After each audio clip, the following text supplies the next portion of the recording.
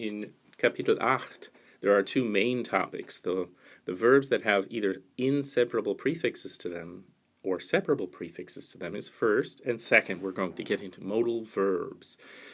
Right on this first slide, you have two prefixes that are inseparable. Ent, which takes on the meaning away from. Let's look at the verb decken, which is to cover something, but entdecken is to discover. Columbus hat Amerika entdeckt. Columbus discovered America. Another would be entziehen, to pull away from or withdraw.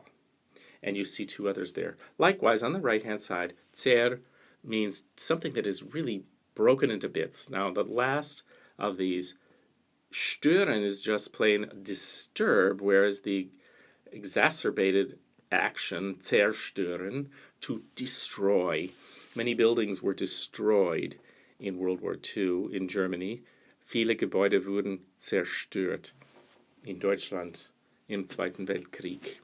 I want to write for you in this same color 5 or so prefixes that are most commonly inseparable prefixes, and you see them as I write them.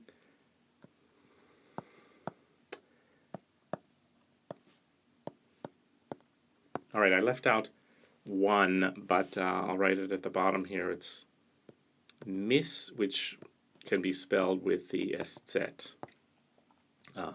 Missverstehen, for example. To misunderstand. Just like in English. We're going to move on to the next slide. Note that the separable prefixes do, by nature of what they're called, they come apart from the main verb, but they're also identical to prepositions. You see, for example, an, auf. I'll circle just a few, nach, mit, nach, and for, as well as others here. Aus is the example that we saw earlier. Now, when I say earlier, last week we saw this sentence, didn't we? Der Hund geht aus. Aus here is at the end of the sentence. And if you want to look at another example, der Hund schaut seine Nemesis an. An is also at the end of the sentence. That's in normal word order. So it can be confusing to notice that this sentence uses an inseparable prefix verb, a separable prefix, because that on you have to wait until the very end of the sentence. So I'll give a translating tip to you on that. But before I go to the next slide, notice that the prefix hin indicates a motion away from the speaker. For example, ich fahre hin, and that would be from the verb hinfahren.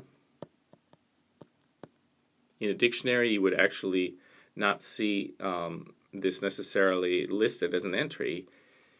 Don't worry about that, though. The prefix hier is the opposite of that. It indicates motion toward the speaker. So, kommen Sie her. Let me write that out. Are you coming hither? Are you coming toward me?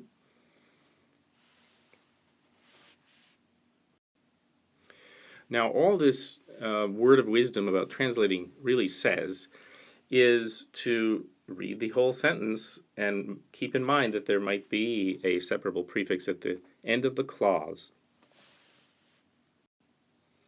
Now, one of you asked about past participle formation in our online session last week. Namely, you wanted to know, is GE always a part of the past participle when using the perfect tense? Well, it usually is there, except in the inseparables, which are listed on slide 1 of this video.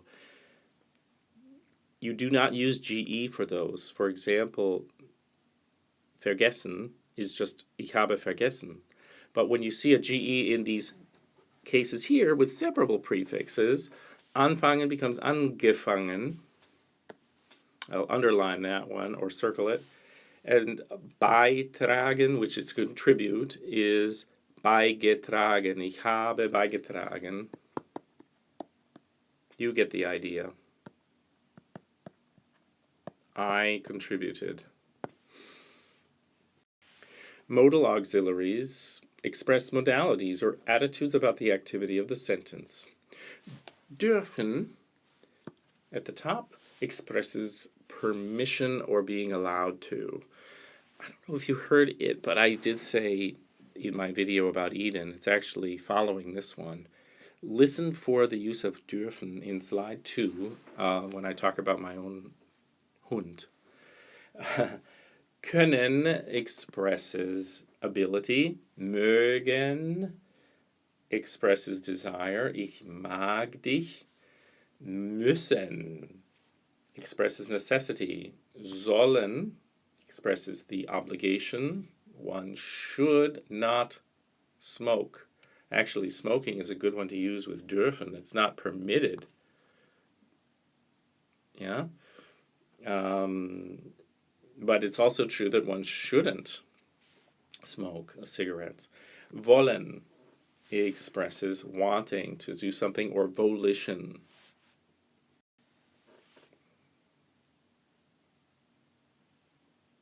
Notice that German modal auxiliaries have a complete conjugational system.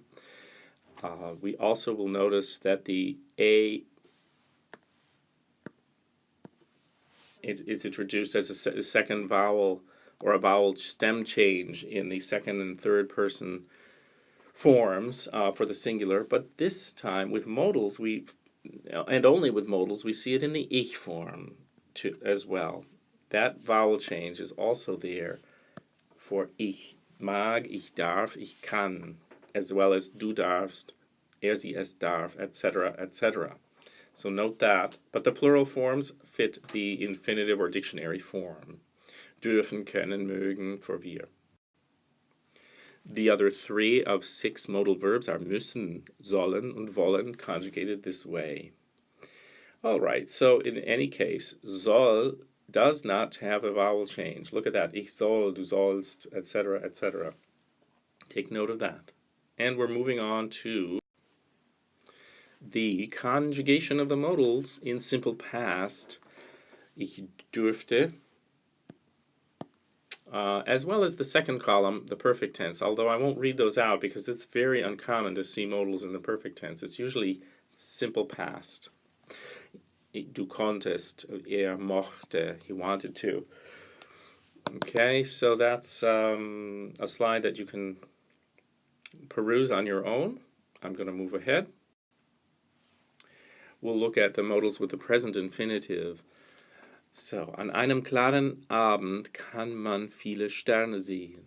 Oder ich will draußen unter freiem Himmel schlafen und die Sterne sehen. So the will is implied here again. Ich will die Sterne sehen. What happens with modals is that the dictionary form of the main verb is at the end of the sentence, and the modal verb is conjugated. Kann, will, musste in the past, or again back to present soll. All right. Next, here we see some modals with the past infinitive. I'll read the English first this time. He cannot have known these facts. Kann is present, but gewusst haben and nicht gewusst haben expresses not have known. So he cannot have known. Well, in English, he cannot have known is given for you, but keep in mind, let's look at another example. Muss gefragt haben. He must have asked. This have done or must have known takes just the dictionary form of haben plus the perfect form of the modal verb gewusst. Diese Geschichte muss wahr gewesen sein. And last but not least for this video are implied infinitives. The verb tun means to do, and it is here in connection with sollst. Du sollst das nicht tun, oder das sollst du nicht tun. So should and do are the 2 verbs there. One is the conjugated helping verb as a modal, and the other is infinitive. In German, you can imply that infinitive in certain cases. Das sollst du nicht, period. And second, here. Das habe ich nicht gewollt.